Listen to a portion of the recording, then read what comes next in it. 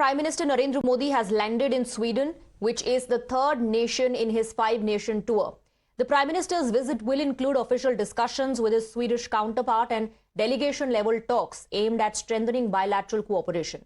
Prime Minister Modi will also interact with members of the European Roundtable for Industry, which comprises leading CEOs from across Europe, to explore opportunities for enhancing trade and investment between India and Europe. Remember, the Prime Minister's five-nation tour included UAE, Netherlands, Sweden, Norway and Italy. Times Now's consulting editor Srinjoy Chaudhary spoke to some delegates who are monitoring the meetings very, very closely. Ambassador Venu Rajamony, you were ambassador to Holland, and in your time, lots of things happened.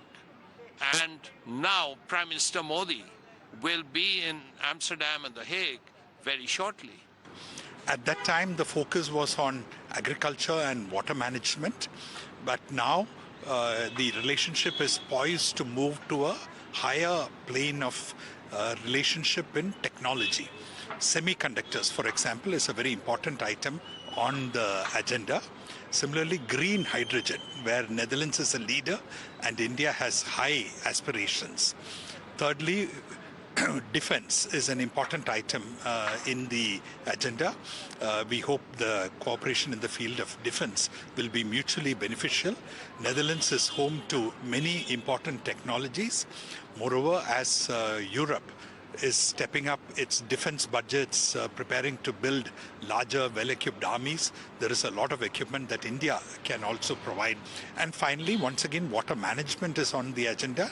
We have to remember that the Netherlands is a world leader in terms of water management. Even the US and other developed countries turn to Netherlands when it comes to questions of climate change, long-term water resilience.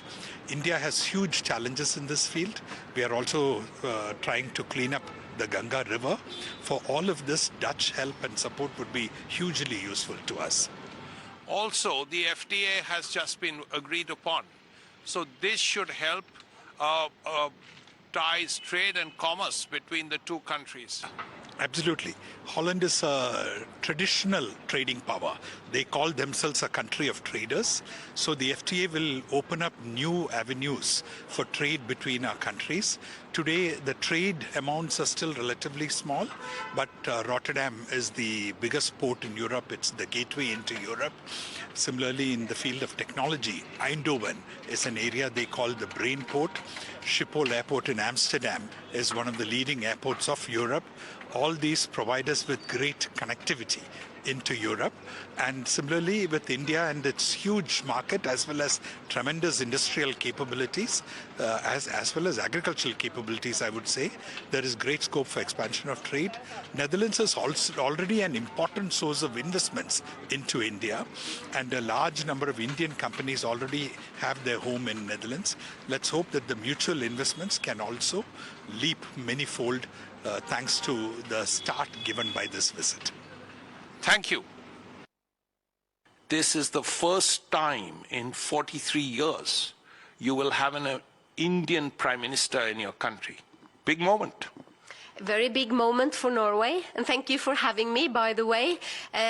43 years since last time an Indian Prime Minister visited Norway. We are greatly looking forward to having Prime Minister Modi in Norway. It's very well known that there are more green cars in Norway than there are cars that run on petrol and diesel. Is there something on the EV that the two countries are working on? Yes, may I tell the viewers and yourself that Norway is the EV capital of the world. Last year, 98% of new cars sold in Norway were electric vehicles. So this is definitely an area where we have thought it was important to get greener cars, to have more electric mobility. And we have seen interest from India and from big cities in India like Delhi and Bangalore and also Hyderabad, looking at what have we done to develop these solutions. So we are very interested in also discussing this with India. We are very interested in sharing experience on the solutions. For example, taxation, how do we build up a charging infrastructure, and those kind of issues connected to supporting the growth of the EVs will definitely also be issues to discuss. Also, ma'am, the issue of energy. You're an energy superpower. This is a time when India may need more energy, whether it's natural gas, whether it's crude oil. Is there something that both countries can look forward to?